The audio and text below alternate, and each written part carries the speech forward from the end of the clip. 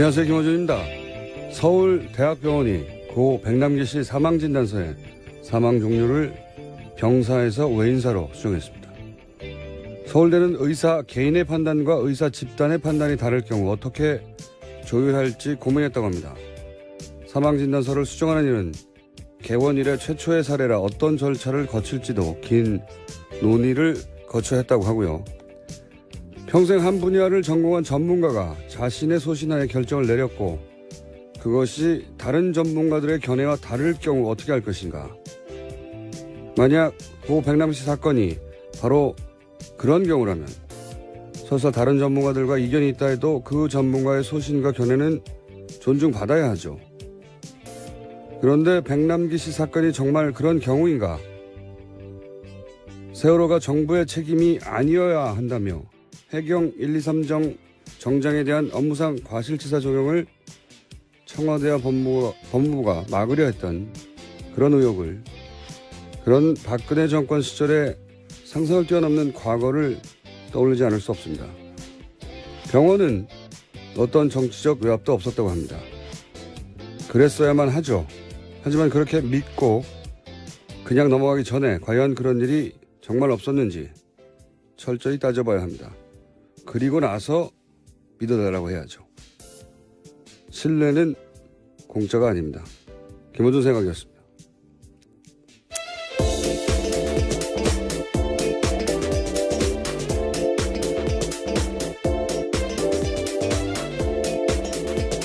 시사인의 김은지입니다. 네, 어제는 하루 종일 이 오후에 고 백남기 씨 사건 관련해서 기사가 많이 쏟아졌죠? 네, 어제 오후 2시에 기자회견이 있었습니다. 오늘은 이제 경찰 입장 발표가 있다고 하고. 자, 오늘 뉴스부터 짚어보겠습니다. 뭐가 있습니까? 네, 문재인 대통령은 어제 청와대 수석보좌관 회의에서 강경화 외교부 장관 후보자에 대한 임명에 대해서 발언했습니다.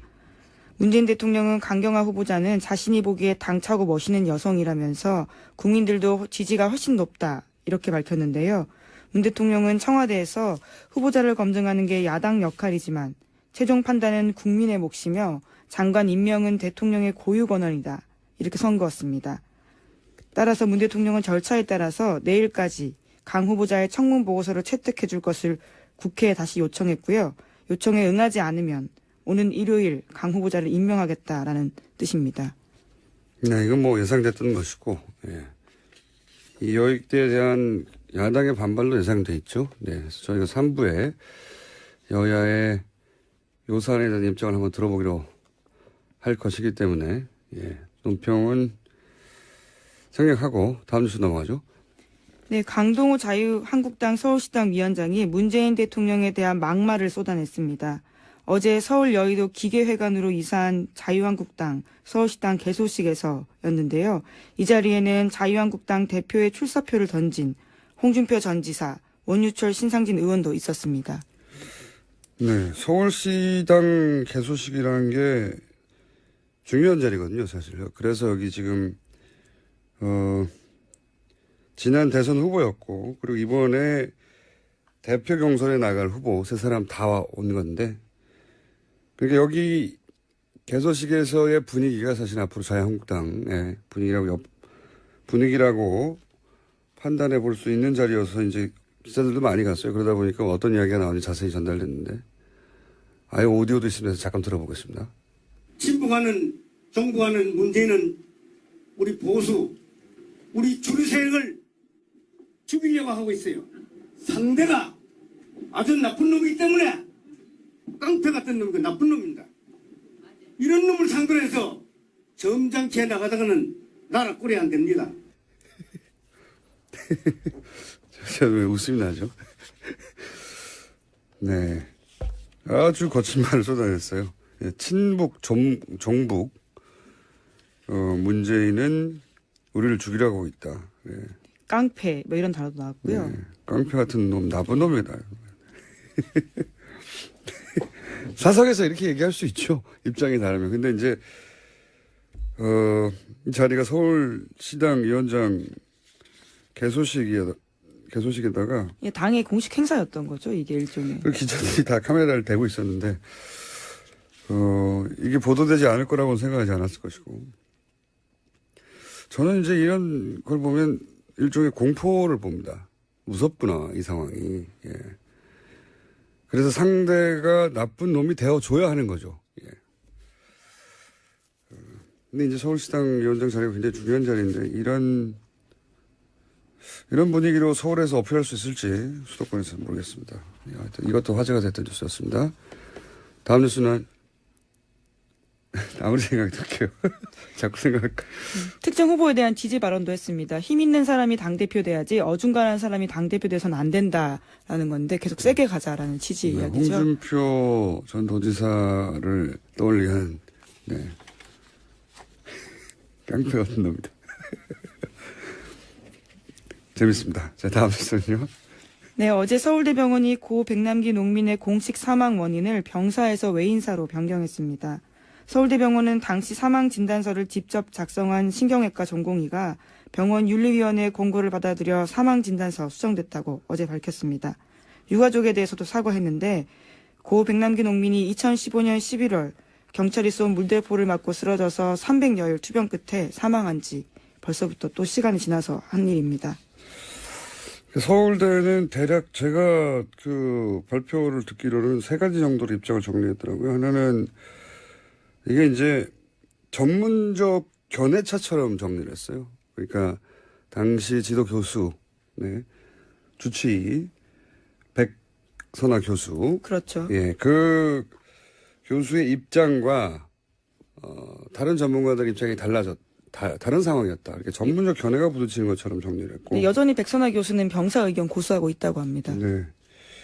그리고 책임은 당시 전공의, 예, 진단서를 작성한 전공의에게 있는 것처럼 설명을 했고, 세 번째로는 이제 정치적 외압은 없었다. 예, 이렇게 세 가지 중요한 입장 정리를 했던데, 좀 비겁한 태도죠. 기본적으로. 마치 전문가들끼리 의견이 충돌했을 뿐이다. 다른 건 아무것도 없다. 이거거든요. 예. 그렇게만 생각하기에는 석연치 않은 구석이 너무 많죠. 특히 이제 서창석 서울대 병원장을 중심으로 한 의혹이 많죠. 예. 우선은 청와대 주치를 하다가 이제 사임하고 서울대 병원장이 된 이례적인 과정을 통해서 연장이 됐는데, 근데 이 과정 처음에는 몰랐죠. 근데 최순실 게이트 터지고 나서 보니까 최순실 씨와 인연이 깊은 이임순 순천향대 교수에게 말을 듣고 이 자리에 갔다는 거. 네, 추천받았다라는 예. 거죠. 그러면서 당시 그것이 대통령의 뜻이었다라고 했다고 하죠. 그러니까 서울대 병원장이 되는 과정 자체에 최순실 씨와 연결되는 인물을 통해서 대통령의 뜻이라며 원장이 됐어요. 예. 이거 자체가 굉장히 이례적이고, 대통령이 왜 자기 주치를 굳이 그 시점에 서울대 병원장으로 보냈는지 의문이죠.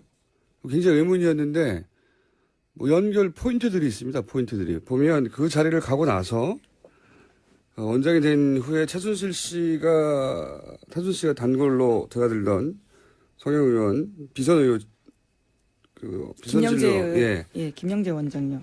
김영재 원장을 자격이 안 되는데 서울대 강남센터에 진로이사로 선임한다든가. 그리고 네, 외래 교수였죠.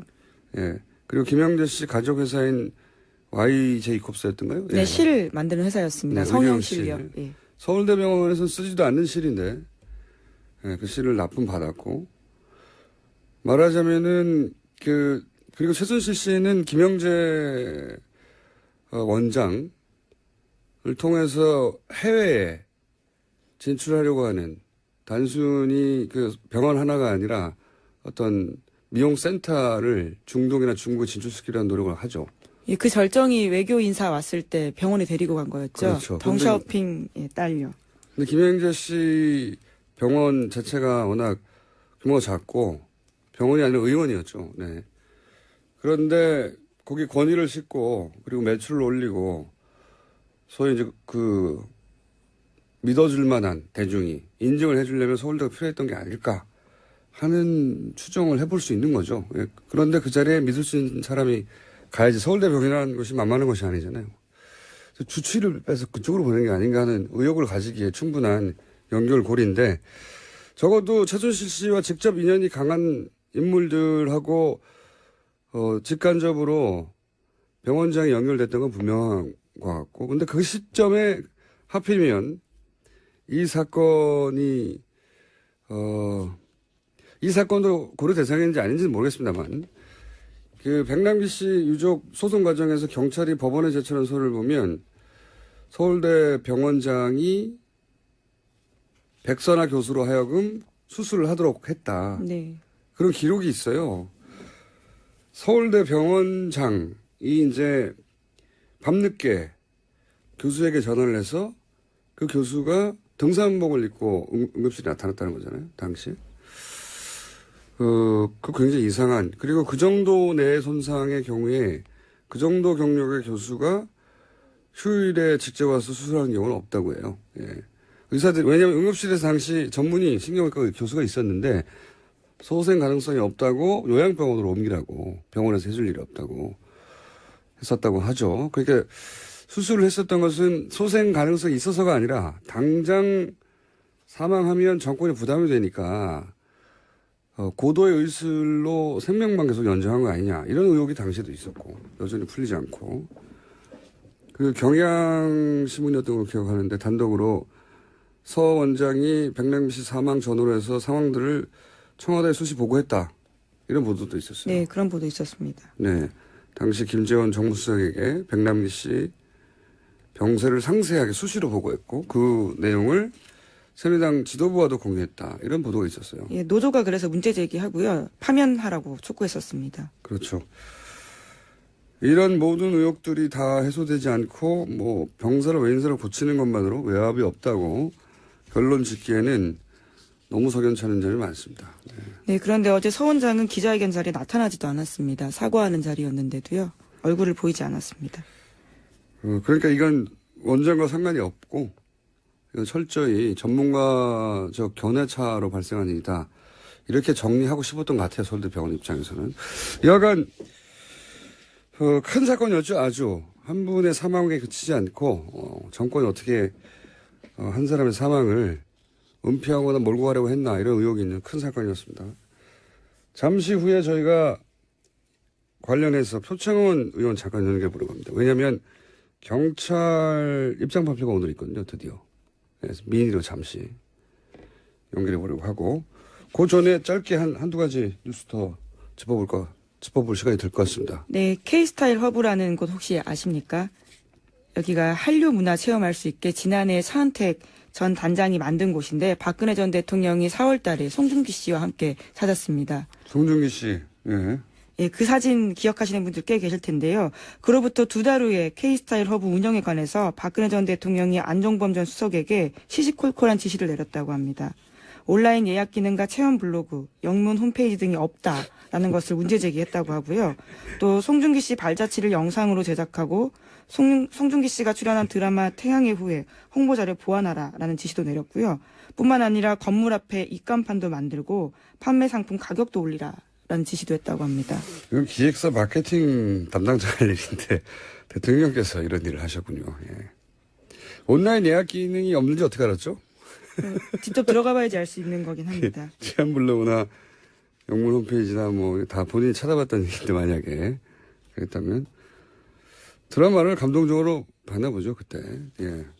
자연인으로 연예인에 대한 호불호 있을 수 있죠. 근데 자연인으로 팬심을 대통령 권한으로 발휘하면 안 되는 거죠. 예. 자기 팬심 쓰라고 대통령 권한을 준 게 아니기 때문에 재밌는 기사네요. 예.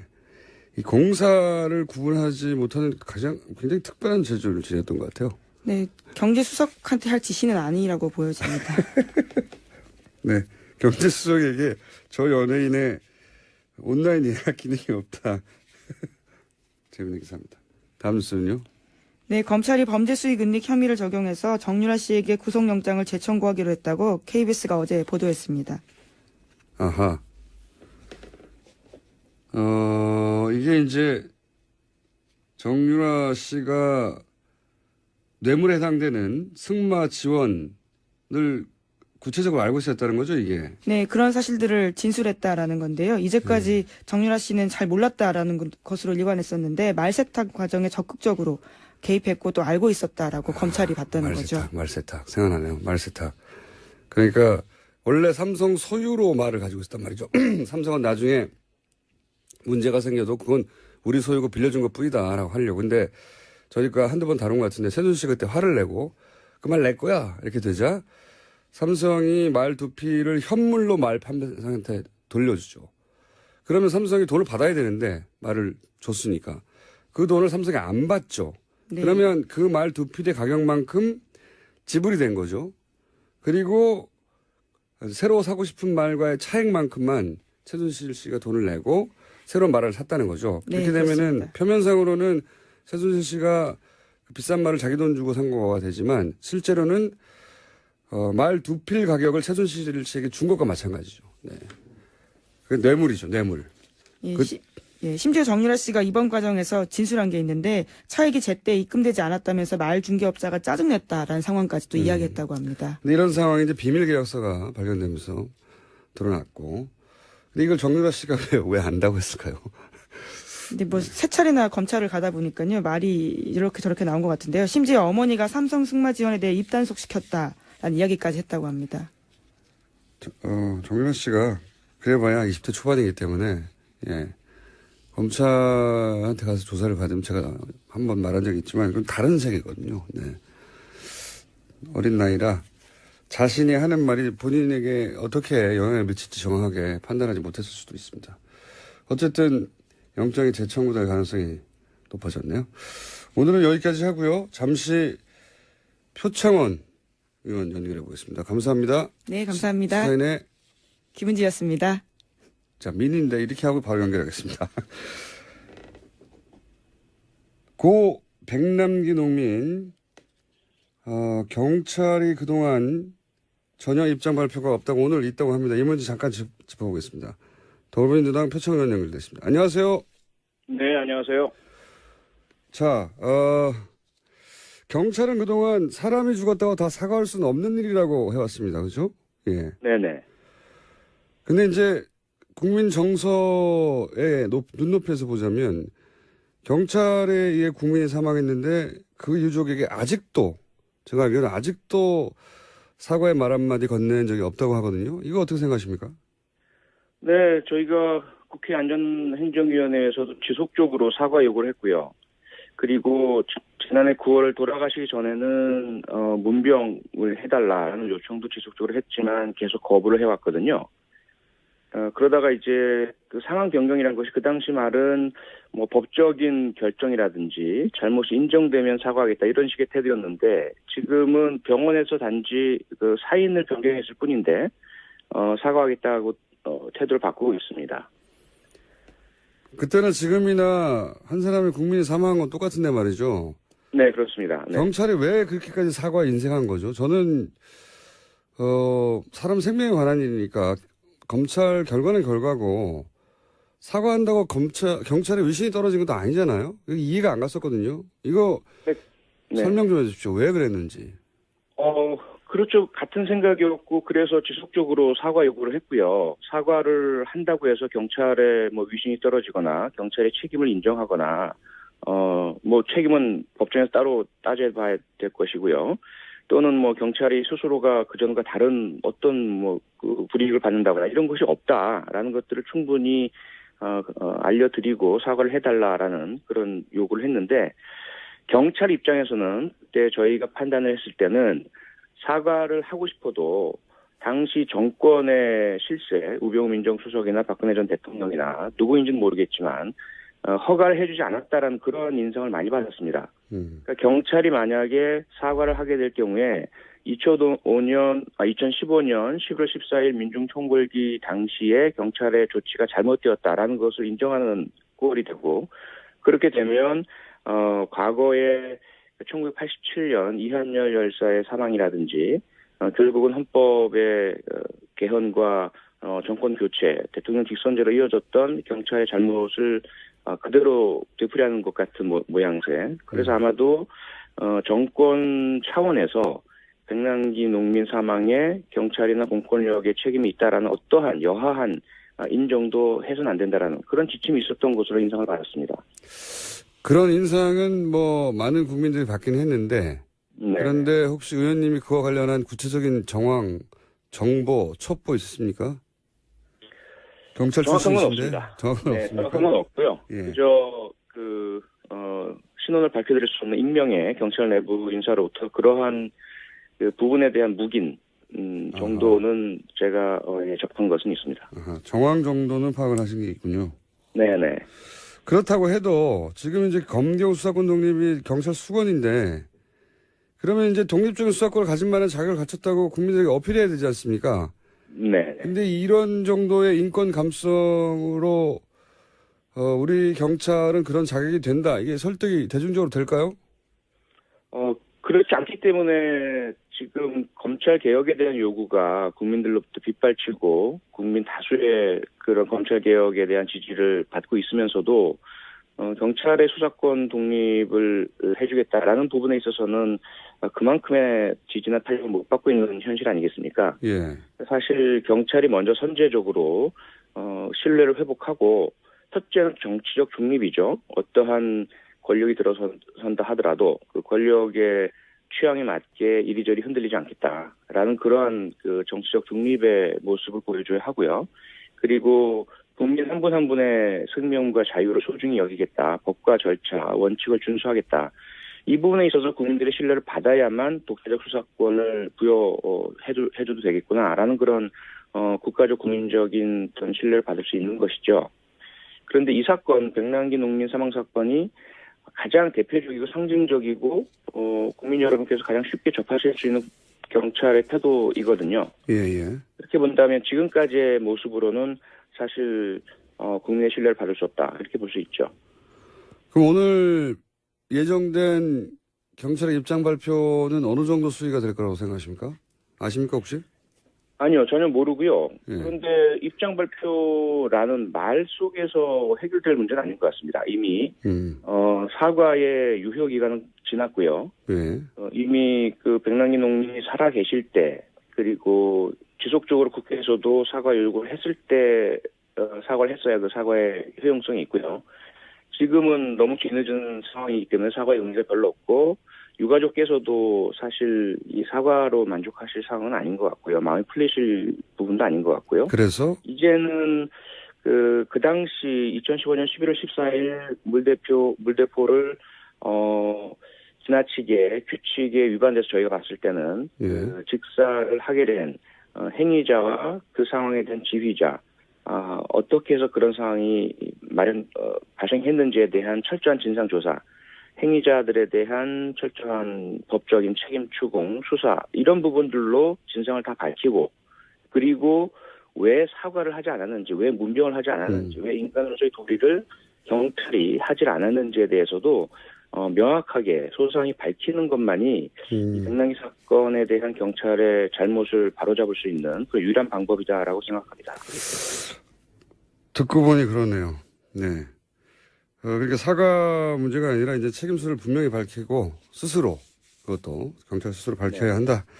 오늘 경찰 입장 발표가 예정돼 있는데 아직은 나오기 전에 여기까지만 하고요. 결과가.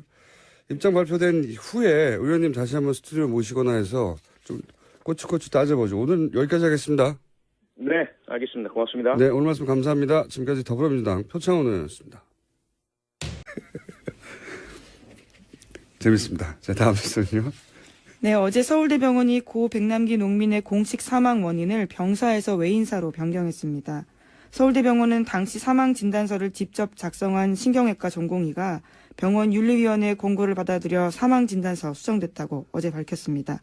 유가족에 대해서도 사과했는데 고 백남기 농민이 2015년 11월 경찰이 쏜 물대포를 맞고 쓰러져서 300여일 투병 끝에 사망한 지 벌써부터 또 시간이 지나서 한 일입니다. 서울대는 대략 제가 그 발표를 듣기로는 3가지 정도로 입장을 정리했더라고요. 하나는 이게 이제 전문적 견해차처럼 정리를 했어요. 그러니까 당시 지도 교수, 네, 주치의 백선아 교수. 그렇죠. 예, 그 교수의 입장과 다른 전문가들 입장이 다른 상황이었다. 이렇게 전문적 견해가 부딪히는 것처럼 정리를 했고. 네, 여전히 백선화 교수는 병사 의견 고수하고 있다고 합니다. 네. 그리고 책임은 당시 전공이 진단서를 작성한 전공이에게 있는 것처럼 설명을 했고, 세 번째로는 이제 정치적 외압은 없었다. 이렇게 세 가지 중요한 입장 정리를 했던데, 좀 비겁하고 나서 믿어달라고 해야죠. 신뢰는 공짜가 아닙니다. 김호준 생각이었습니다.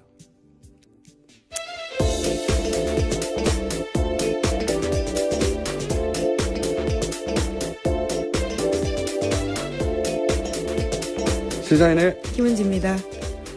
네, 어제는 하루 종일 이 오후에 고 백남기 씨 사건 관련해서 기사가 많이 쏟아졌죠. 네, 어제 오후 2시에 기자회견 있었습니다.